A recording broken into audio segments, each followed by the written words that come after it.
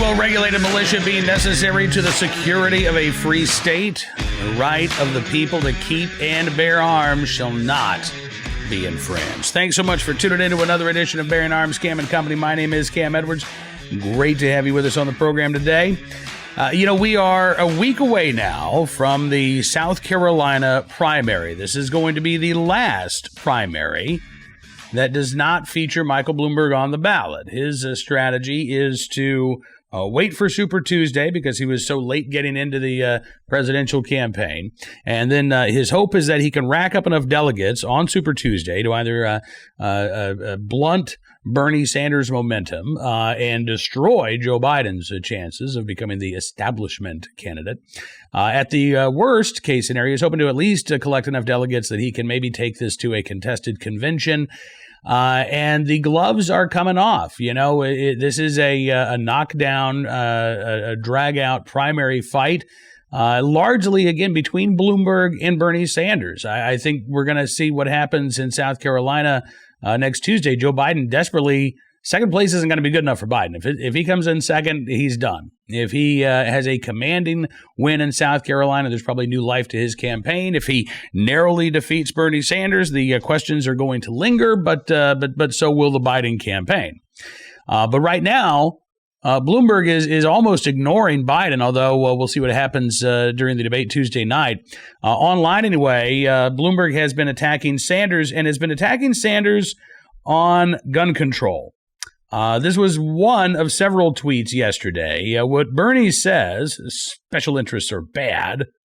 What Bernie means, special interests are bad, except the one time the NRA got me elected to Congress. Now, first of all, let's just talk about the rich irony of the anti-gun billionaire who just spent, over $3 million in the Virginia legislative races and plans on spending at least $8 million in Texas this cycle as part of Everytown for Gun Safety, the gun control group that he funds, bashing any sort of special interest spending. But there you go. Hubris, thy name is Bloomberg. What's fascinating about this is that really there's no real difference between the Democrats, any of them, when it comes to gun control. There's really, Bloomberg has spent more money because he has more money. But virtually every candidate that's going to be on the debate stage on Tuesday night wants to ban the most commonly produced rifle in America today, want to establish some sort of universal background check system, which would require a universal firearms registration system. Most of them are in favor of some sort of gun licensing regime, whether it is a new federal gun license, as Bloomberg has proposed, or incentivizing states to establish state-level gun licensing regimes, as Joe Biden has proposed. But none of them are a fan of your right to keep and bear arms. In fact, I don't believe that any of them actually believes that the Heller case was rightfully decided. So I don't think anybody on that stage believes that you actually have a right to keep and bear arms. They think it is a privilege. They think it is something that can be doled out by the government, as opposed to a pre-existing right that is protected by the government. And so they're arguing over who the most anti-gun candidate is. Is it Bernie Sanders? Is it Michael Bloomberg? Here's something that I find really interesting. And there have been a couple of stories that have sort of hinted at this. Back in the fall, right before Bloomberg got in, maybe it was right after Bloomberg got in, the BuzzFeed News had a story about how not every gun control advocate was really excited to see Michael Bloomberg as a candidate. The South Florida Sun-Sentinel had a story a few days ago about some of the March for Our Lives founders who are supporting Bernie Sanders. But if you spend any time online, you will pick this up, especially if you are looking at both sides on social media. If you're looking at what the gun control advocates are saying and you're looking at what Second Amendment advocates are saying, you realize pretty quickly that there is just not a lot of support for Michael Bloomberg among gun control activists, which I find fascinating. Now, listen, to be fair, he is getting the support of some of them. I don't know that Shannon Watts has officially come out and endorsed him, but she sure isn't saying a bad word about him. Lori Haas, who is a gun control activist in Virginia. Her daughter was wounded at the Virginia Tech shooting. She came out and endorsed Michael Bloomberg. But I want you to take a look at some of the tweets that I found online from some gun control activists, including, again, some of the folks who are responsible for March for Our Lives. Now, listen, these are folks, even though they're not backing Michael Bloomberg, they're not backing Donald Trump either. These are not all of a sudden, gun control activists who decided, oh, you know what, I like the Second Amendment. No, these are gun control activists who say, I don't like Michael Bloomberg. And I think that's newsworthy, don't you? So let's start with Cameron Kasky, one of the founders of March for Our Lives. Now, this is a two-part tweet. Oh, I'm sorry, that's Michael Bloomberg.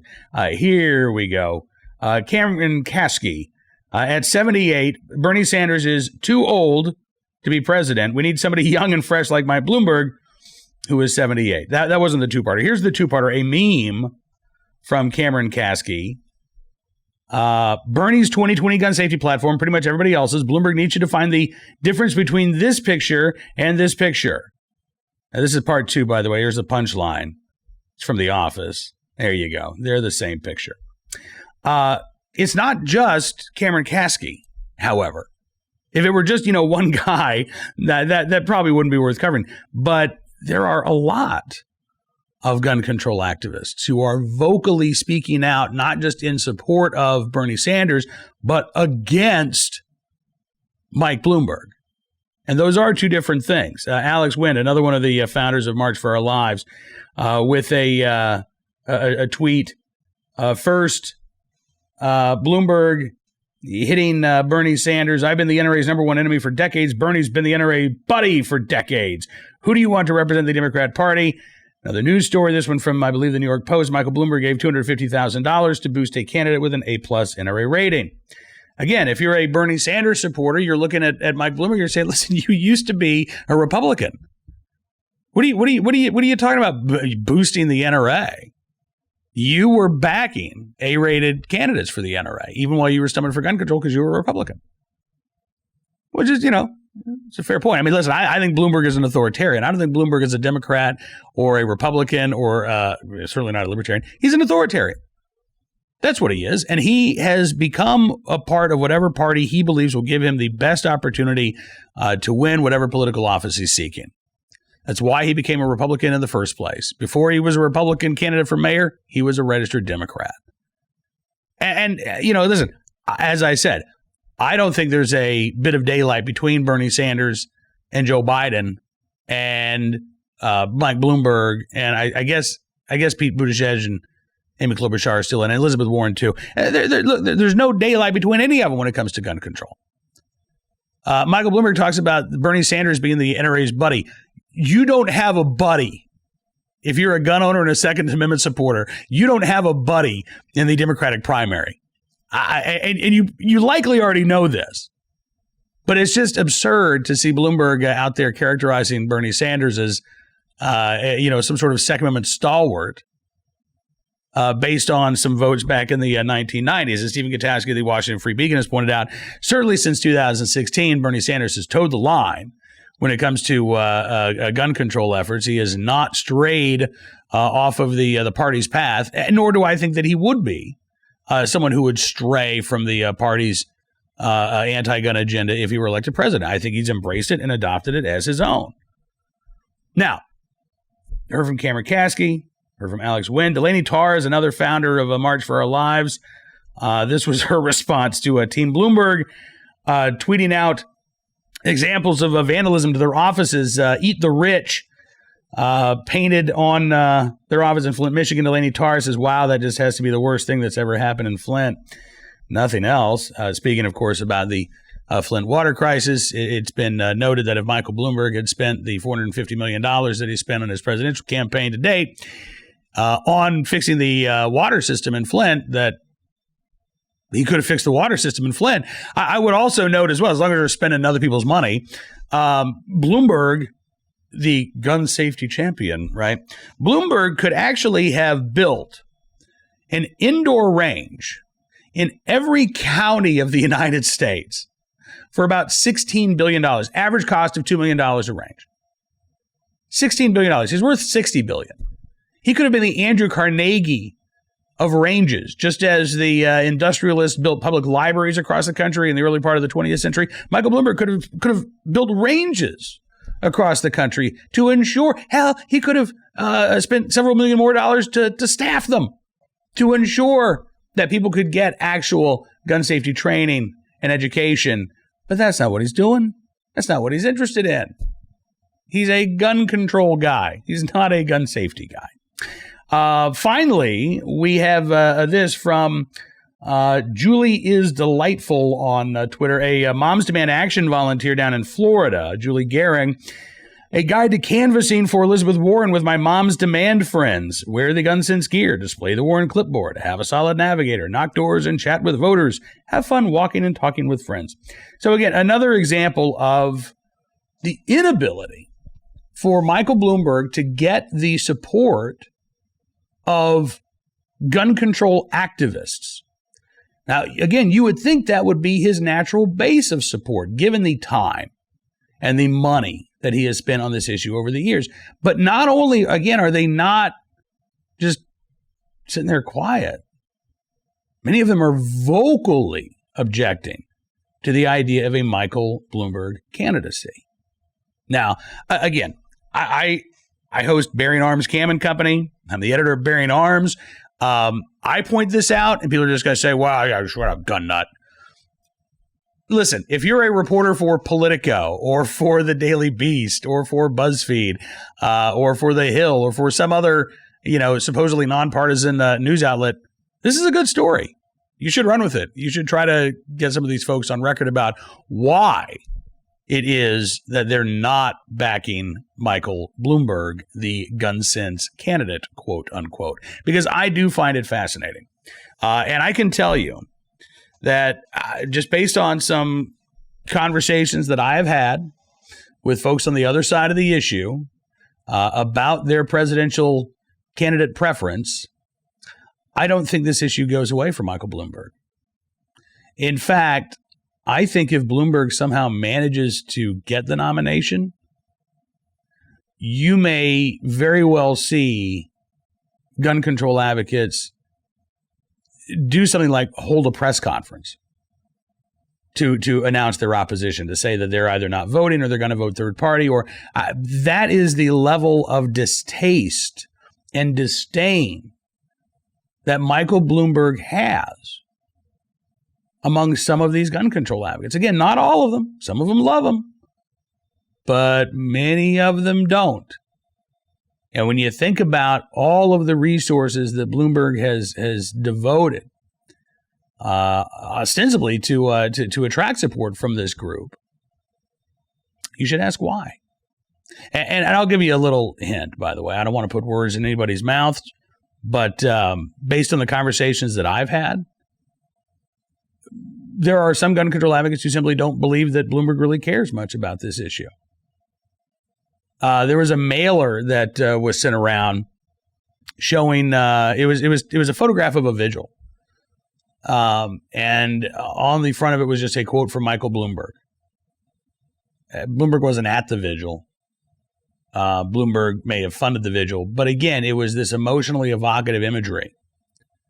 And I do believe that there is a sense among some gun control advocates that Bloomberg doesn't really care as deeply about this issue as he lets on. That this may have been no more than an effort to attract a mailing list and to try to get a natural base of support, as opposed to being really truly invested in this issue. Now, again, these are folks who are not going to vote for a pro-Second Amendment candidate. But we as gun owners watching this, pass the popcorn, absolutely, because it's fascinating. But beyond that, we do need to start thinking about, if you're not already thinking about what you're going to do to help ensure that Second Amendment candidates are elected this November from the presidential level on down, now's the time to get started. I know it's early. We haven't even had the presidential primary in the state of Virginia yet. That's coming up on March the 4th. But it's really not too early to start getting involved in a local congressional campaign or to start working with the NRA or Second Amendment Foundation or your state organization, Gun Owners of America, but to get involved and to get engaged. And there are really, I think, again, two groups that we need to be focused on, right? We need to be focused primarily on making sure that gun owners are getting out and voting. In Virginia, I can tell you, last November, our turnout, particularly in rural areas, was meh. It was meh. It was below 40% in a lot of counties. It's not good enough. We see what happens when we don't get out and vote. You have bills introduced that would strip people of their right to keep and bear arms, would turn them into felons for simply continuing to possess things that they already own. It turns a right into a privilege. And by the way, it does nothing to address violent crime or suicide. We know that's what happens if we don't get out and vote. So there's your motivator. Whether you live in Virginia or you live in Washington State or Arizona or Texas, there are plenty of examples that we cover on Bearing Arms each and every day about these gun control bills that are coming. They're already being introduced to the state level. If we have an anti-gun majority in Congress and an anti-gun president in the White House, we all will be dealing with these pieces of legislation. And yes, we can say, well, look, Trump's done very good with judges on the courts, and maybe that will save us. You know what would save us even more? Not having to go through that in the first place. So now, so the first group of people we need to be talking to are those gun owners. Are you registered to vote? Are you going to go out and vote? You got to get out there and vote. Even if you don't like a particular candidate, there are going to be other names on the ballot. There are going to be other races. So don't stay home. We can't afford to have you stay home. That other group, though, they're the persuadables. They're the folks who are on the fence right now, who may be soft supporters of gun control, but only because they haven't really thought much about the issue. Those are the people that Bloomberg will be targeting in the general election, as well as Bernie Sanders or Joe Biden or Elizabeth Warren, whoever wins the Democratic nomination. They will be targeting their gun control message at those persuadables.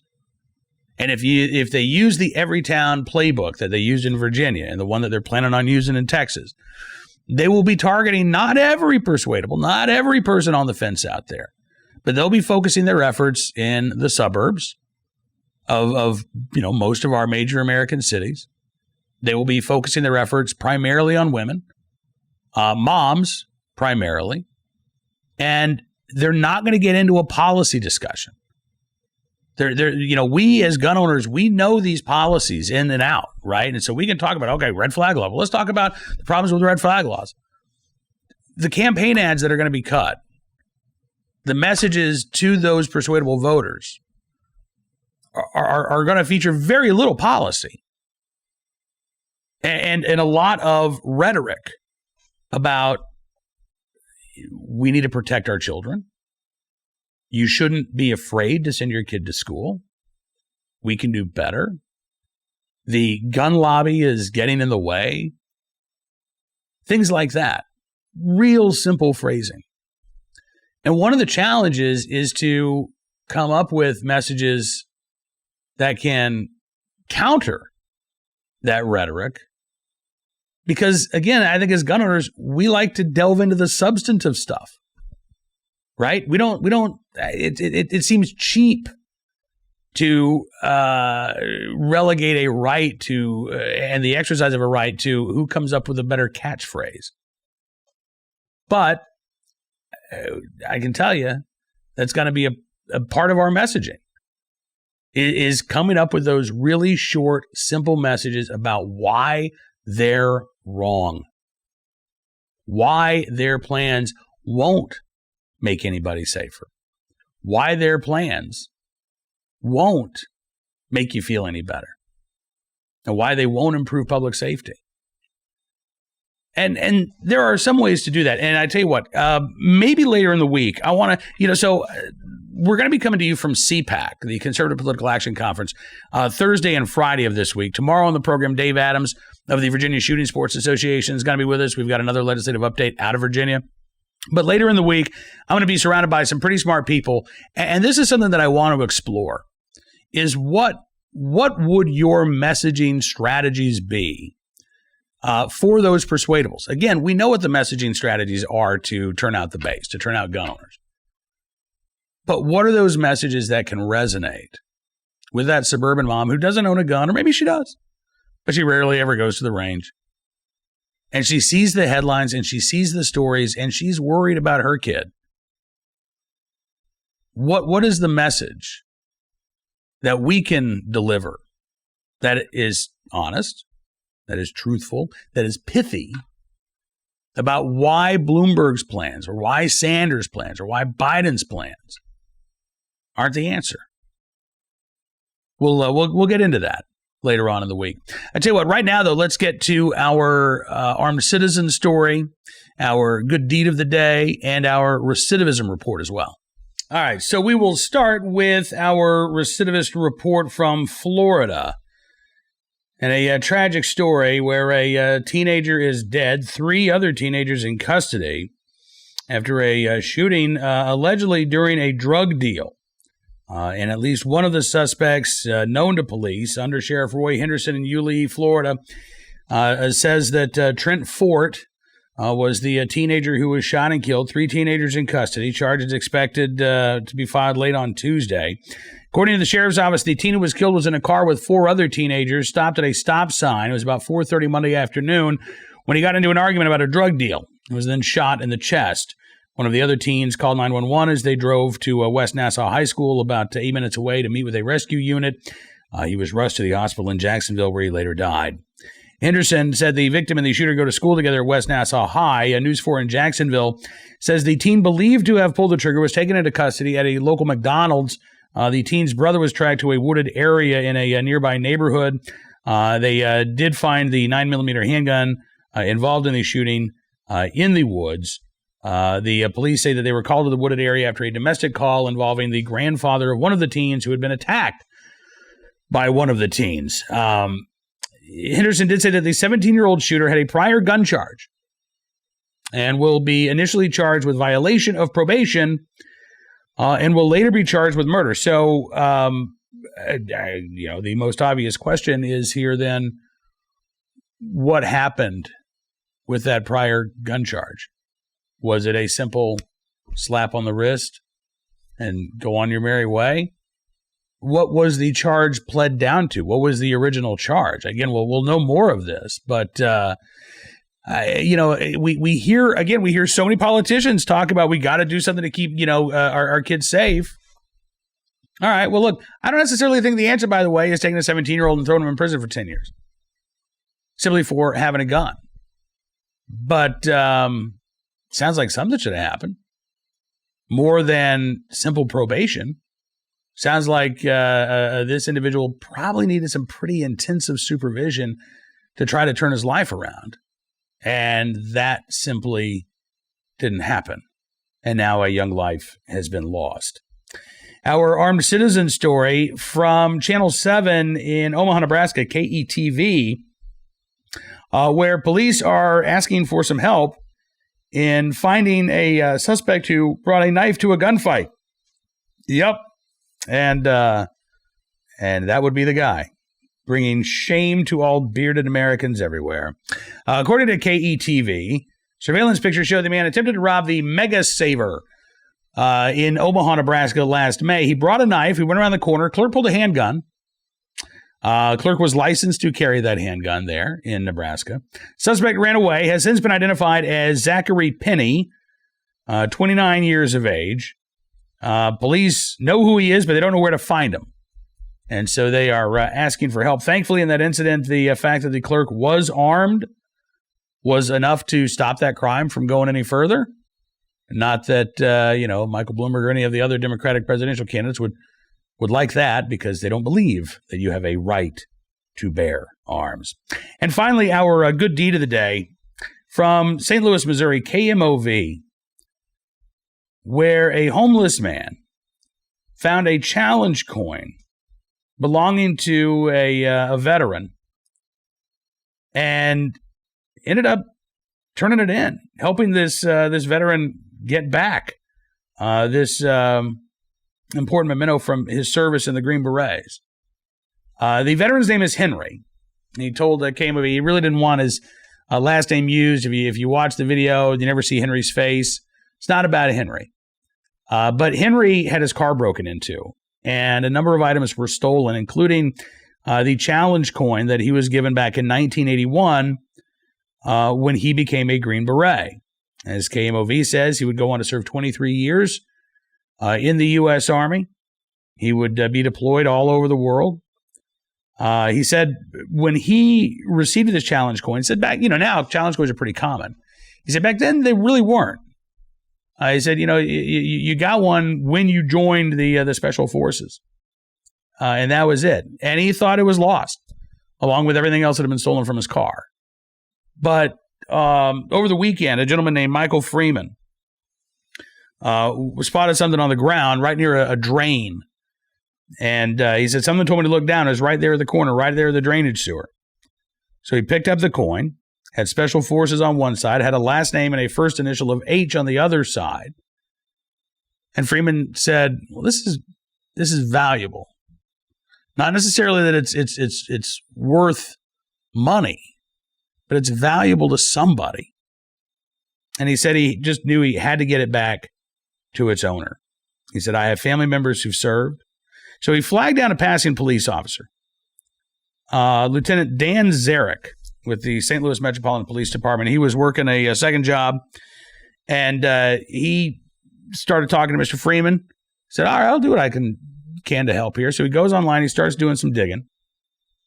Lieutenant Zarek said he had done a police report in St. Louis City back in the 2000s, and the police officer had thought to get his work address and his employer information.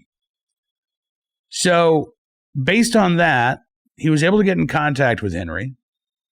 They set up a meeting for Monday in which Mr. Freeman and Henry were able to meet, and Michael Freeman was able to return that challenge coin to the former Green Beret. As KMOV reports, after the meeting, Henry took Freeman to lunch so they could talk more, and police made contact with a social service agency to help Michael Freeman get off the streets and get his life back on track. So in the right place, at the right time, willing and able to do the right thing. Michael Freeman, we thank you for your very good deed, and we wish you the best of luck in the future. That is going to do it for this edition of Bearing Arms Cam & Company. I want to thank you for being a part of the program today. Tomorrow, we'll talk a little bit about Tuesday night's Democratic debate. Gun control wasn't mentioned in the last Democratic debate, but I expect it's going to come up tonight. We'll also be hearing from Dave Adams, Legislative Affairs Director for the Virginia Shooting Sports Association. We'll get you another update on all of the gun control bills that are working their way through the Virginia legislature. Don't forget, you can subscribe to Bearing Arms Cam & Company at Apple Podcasts, Spotify, Stitcher, SoundCloud, or to Town Hall Media on YouTube. Don't forget as well, you can become a VIP member of BearingArms.com, get exclusive analysis, commentary, and more. You can do that at BearingArms.com. Have a great rest of your 2A Tuesday. We'll see you back here tomorrow with another brand new edition of Bearing Arms Cam & Company.